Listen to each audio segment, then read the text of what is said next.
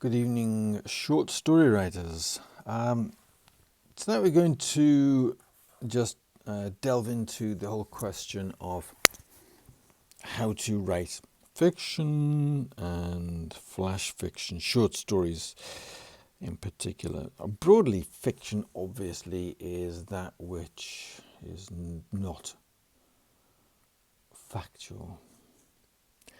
Is that a statement of the obvious? Yes and no, because it is possible to take fact and put a twist on it and create fiction out of it, which is what I've been demonstrating for the past 6 weeks or so. You can take things in your everyday life, things that you already know about or have experienced and continue to experience, and you can put a twist on them and end up with the germ of an idea for a short story or even a long story. So I would say there are many kinds of fiction, because anything which is not fact is fiction. But there are different genres of fiction, and I've referred to that each evening when I've said you could use this for a literary story or for romance or for science fiction, etc., etc., etc. And you're aware of this, obviously. I'm telling you nothing that you don't know. You can discover this for yourself simply by looking at the categories of film which are available at your cinema or on Netflix. You can wander into the dwindling number of bookstores these days, or even go to Amazon, and they will filter everything by genre. So that in itself is not the subject of this. I'm not going to tell you how to write science fiction, how to write romance, or how to write horror.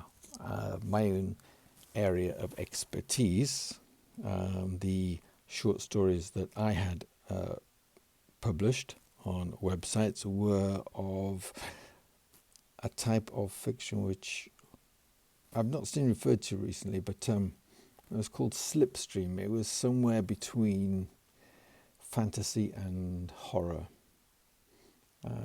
So definitely not based in the real world. And ultimately, the first thing to realize is that all fiction is about humans. Even stories such as Watership Down, or if you were to write a story about Klingons versus Romulans, all the creatures in your story, all the things in your story are imbued with human qualities.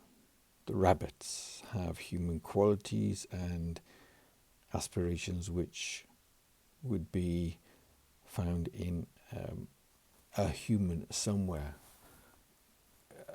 Stories about monsters fighting each other, vampires versus werewolves, as in the Underworld series of films. They have also Twilight as well. There are werewolves and vampires in that too, aren't there? There are stories about humans with supernatural qualities, but ultimately they want things that humans understand and humans would want. There are no stories about non-humans that we can empathize with. So that is point number one. You can write about whatever you like, but unless the thing in question has some human characteristics and wants something that humans would want, then the story probably is not going to resonate. I would venture to say that it would be almost impossible to write such a story with such characters. Even if they have, like with psychopaths, an absence of human empathy, it's defined by human characteristics. ironically. We regard these people as monsters simply because they don't do what is considered to be human behavior and have human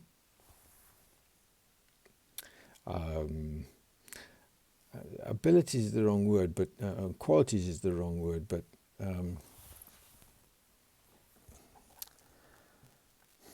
emotions or emotional responses that the majority of human beings have, and which, when you find in humans, you consider to be human. So I'm going to wrap up pretty quickly by saying that the other thing is that your characters, they have to want something.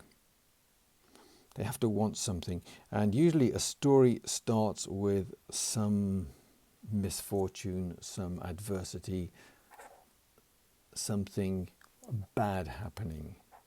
Bad is, or in a story can be defined as something which adversely affects your protagonist.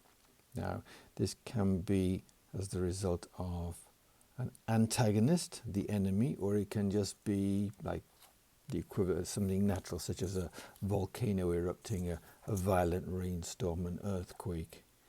And these disrupt the daily life of your protagonist, your hero stroke heroine.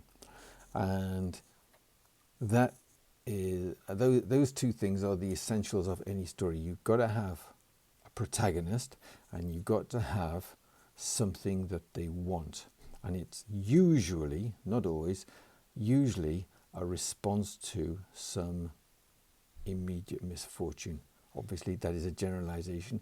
It could simply be that they have a mundane life. That would be simply unfortunate. Many people would count that a blessing. They don't want ups and downs. They want a quiet life. But for the purposes of a story, a quiet life could be the equivalent of the unfortunate inciting incident, as it's referred to. It's the starting point against which the protagonist is rebelling and or reacting against and wants something. So that is, those are the two things that you have to start with. Okay, we will continue this tomorrow. I'm going to make this over a few days, how to put together a piece of fiction. So if you want to start doing this, then I suggest that you make a list, even if it's going back over the series of videos that I've put together, a list of things that would be good starting points, good unfortunate events in the life of your protagonist. If you start with that, then you are partway to defining who or what your protagonist is going to be. Okay, I'll speak with you tomorrow. Happy writing.